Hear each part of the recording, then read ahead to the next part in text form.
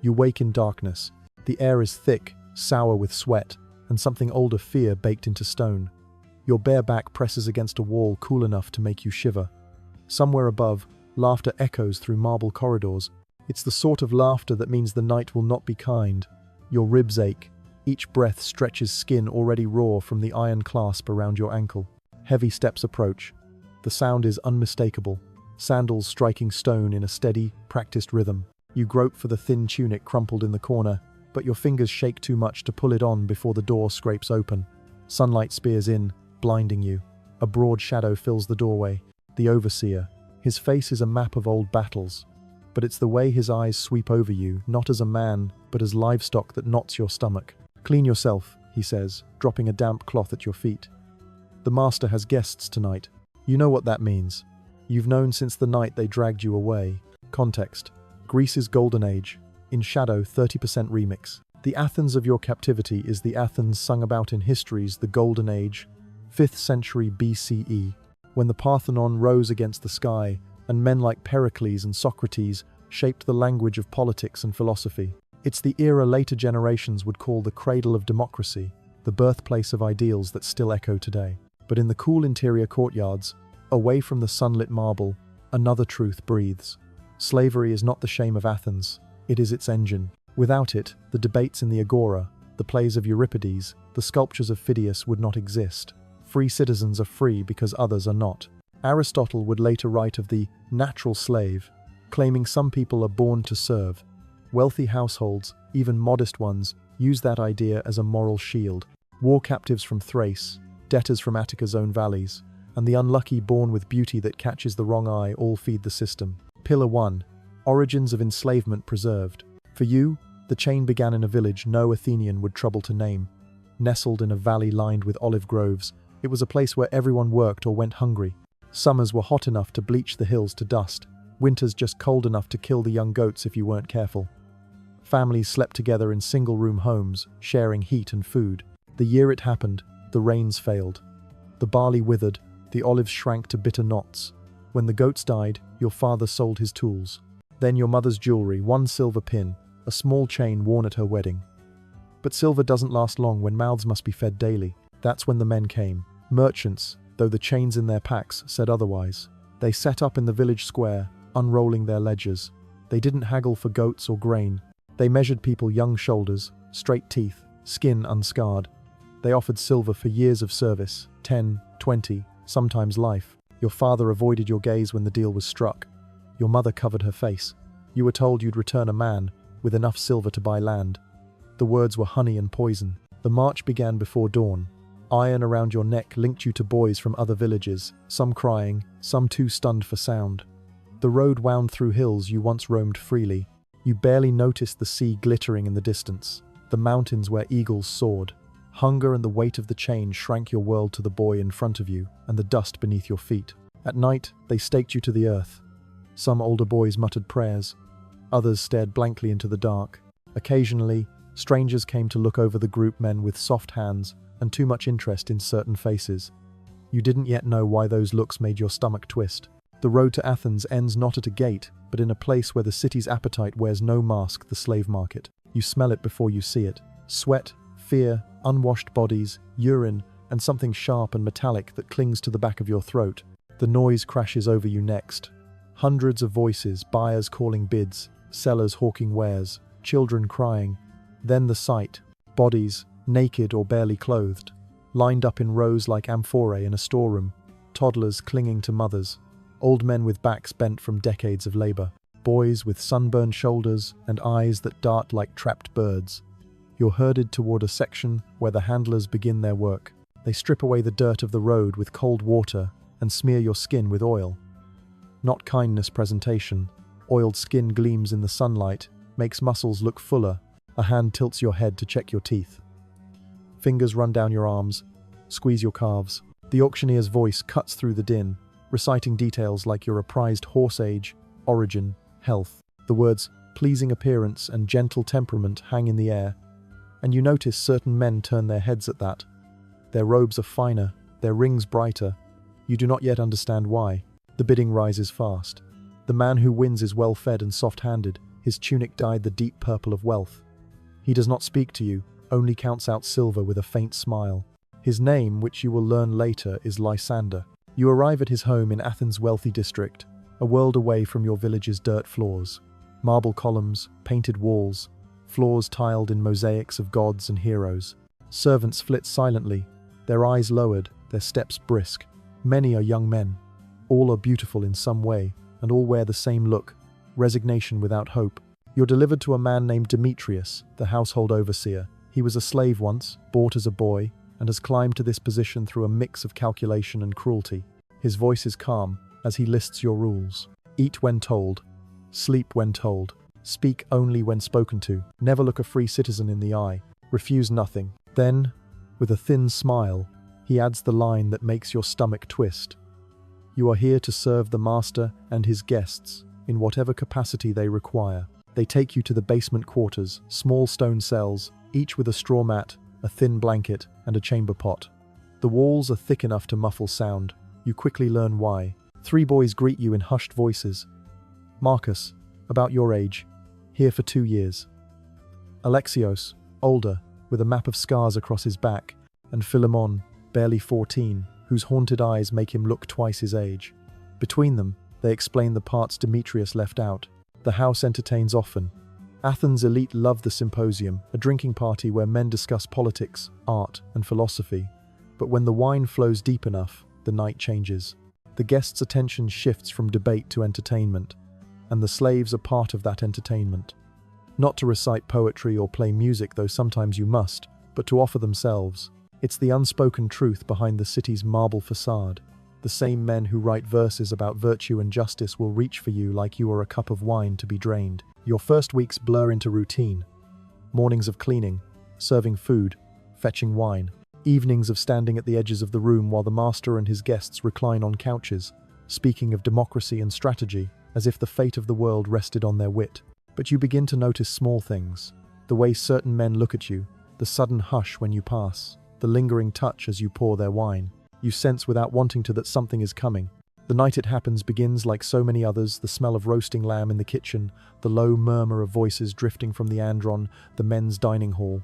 You and the others move silently between tables, balancing trays of figs and olives, pitchers of wine so heavy they numb your hands. At first, the guests talk politics, a naval skirmish near Naxos, a new tax proposed for foreign traders. They laugh at clever turns of phrase, quote, Homer, tease one another over past debates. You pour and serve, a shadow in the corner, trained to hear without being heard. But as the wine flows, the tone shifts, the talk loosens. Laughter grows sharper, more pointed. A guest grey-bearded, his fingers thick with gold rings, catches your eye. He beckons you closer. Sit here, he says, patting the couch beside him. I wish to hear about your home. His questions are gentle at first, the name of your village, whether you miss the mountains. His hand rests on your shoulder, then slides lower. You try to shift away, but his grip tightens. Around you, conversations fade. Other guests are watching. When you push his hand away, he laughs, the sound carrying across the room. Shy, he says, and there's a ripple of amusement. Then more hands, not just his pin your arms. The fabric of your tunic tears like dry parchment. The noise in your ears is not shouting, but laughter. Laughter as your body stops feeling like your own. Laughter as you realize that here, in this room, your no means nothing. Later, back in your cell, you stare at the stone ceiling until the torchlight dies in the corridor. You've never felt smaller. The village, your parents, the olive trees, they all feel like a story told to someone else. Days pass. The bruises fade, but something deeper does not. You learn quickly, keep your eyes down, answer quickly, move when told. You become attuned to the small signs, the way a guest's eyes linger, the change in tone when conversation is about to turn. Marcus whispers one night, "That was mild." Some will hurt you because they can, some because they enjoy it. Alexios shows you scars that are not from the fields. Philemon says nothing, but his silence tells its own story. The symposium becomes a ritual you dread, the bathing and oiling until your skin gleams. The thin tunics designed to cling in the right places, the jewelry that marks you as ornament, not worker. It starts with innocent commands, pour wine, massage a shoulder. Then comes the grape fed to a guest's mouth, the accidental brush of hands, the laughter at some unspoken joke. The worst is not always the violence. Sometimes it's the way they speak of you while you stand there, as if you are not present, debating your looks, your obedience, your worth like horse traders measuring a stallion. You come to understand the unspoken hierarchy. The newest, prettiest boys bear the brunt of the guests' appetites. Those who survive long enough without becoming unusable are shifted to safer roles, personal attendants, kitchen work. But survival isn't just about avoiding punishment. It's about surrendering pieces of yourself, one by one, until there's nothing left to take. Some refuse. Marcus once tried to run. He limped for weeks after they caught him. Alexios disobeyed a guest. They chained him outside in the cold for 3 days without food or water. And there are those who stop resisting without dying shells, who walk and serve but whose eyes are empty. You tell yourself you will not be one of them. You don't yet know that the system has ways of ensuring you will be. It takes time to see the pattern. At first, the abuse feels chaotic, unpredictable whims of drunken men. But slowly, you realize there's a rhythm beneath the cruelty, as deliberate as the beats of a drum. Demetrius enforces it without raising his voice. Meals, chores, punishments all follow a careful order. He isolates you from anyone who might help, keeps you guessing when you'll be summoned, ensures you never know what will happen when you arrive. The uncertainty gnaws at you more than any beating. Then comes the final tool, erasure. Your name is replaced with one easier on Greek tongues. You're forbidden to speak your own language. You wear their clothes, eat their food, bow to their gods. Each small concession chips away at the memory of who you were. Outside your cell, the world calls Athens the beacon of civilization. Inside, you see its other face. At a symposium one evening, the guests' conversation drifts to philosophy, justice, virtue, the ideal society. A politician you've seen praised in the agora argues that some are born to serve, their souls too weak for self-rule. Another contends that environment shapes virtue, but even slaves might be capable of it. They speak as if you are not standing there, holding their wine. You know both are wrong. No one is born to this. And whatever virtue they speak of is impossible under a boot. Later, you hear that these men publish treatises on ethics, hold lectures for young citizens, and sponsor public works. The same hands that gesture nobly in the assembly have pinned boys like you to marble floors. Historians will one day call this hypocrisy. In Athens, it is simply life. Household slavery feeds the symposium, and the symposium feeds the city's identity as a place of intellect and refinement. The economics are simple. Beauty and youth are commodities, and like grain or silver, they must be bought, consumed, and replaced. Ancient sources, Xenophon, Plato, even Aristotle document the structure without condemning it. Plato's Symposium celebrates the beauty of male youth in philosophical terms, while sidestepping the reality that many of those youths were owned, without choice or consent. The contradiction is not hidden, it is built into the system's foundation. The very leisure that allows men to ponder virtue is purchased with the hours and bodies of those who will never be free. Once you see it, you cannot unsee it. The cruelty is not the byproduct of a few bad men, it is the point. The rules, the architecture, the culture all designed to keep the powerful entertained and the powerless obedient. You begin to move differently, not in fear, exactly, but with the awareness that you are part of a machine older and larger than yourself. And you start to wonder if the system is so deliberate. Could it ever be broken? The change begins with a trip you don't expect. Demetrius calls for you to accompany him to the slave market, not as merchandise this time, but as a trained example. You are to stand behind him while he evaluates new stock for Lysander's household. The market is exactly as you remember. The stink of sweat and oil, the cries of sellers, the stillness in the eyes of those too afraid to look up. Demetrius moves from boy to boy, inspecting teeth, shoulders, gait. Occasionally, he turns to you for comment. You answer in the language the system has taught you. This one will resist too much. That one is already too thin to be useful. This one, good breeding, good bone. The words leave your mouth without feeling until you see him. A boy, maybe 13. Dark hair that catches the light. Eyes that are wide but trying not to be. The same build you had when they took you. He's small, but there's strength in his arms. In the way he holds himself, something cracks.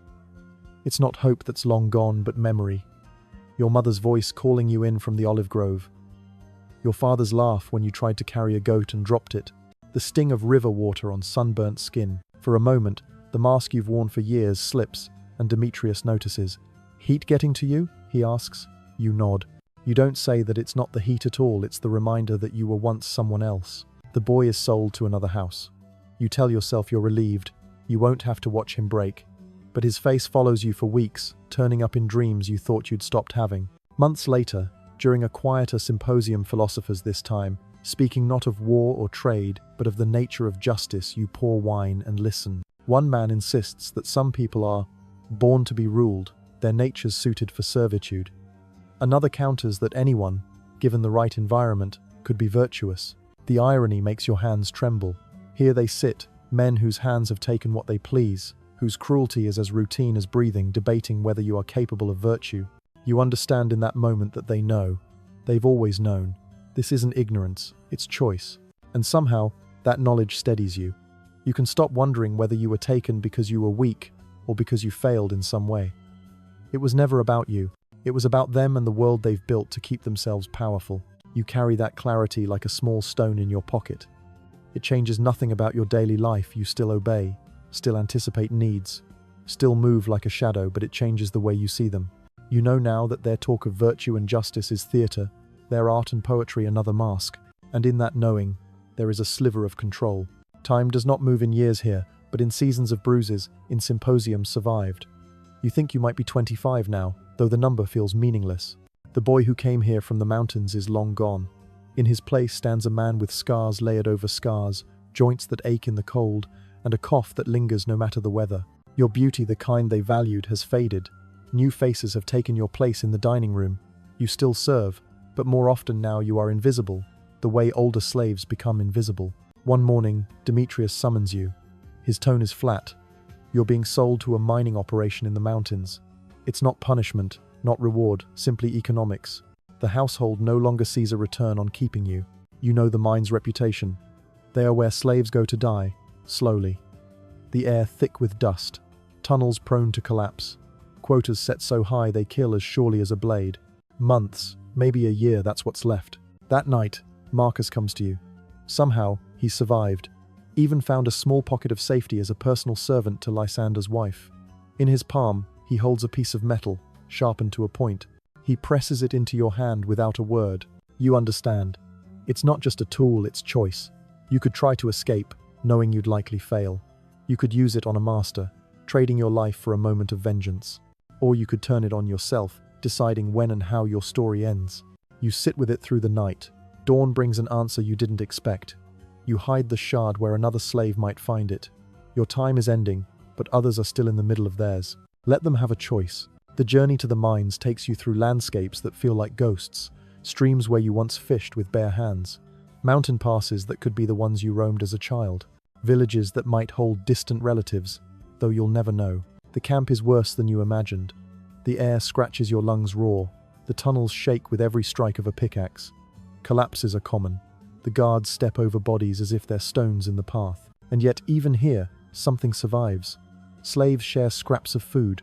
They whisper their names and homelands during rest breaks, weaving a tapestry of memories too large for the overseers to erase.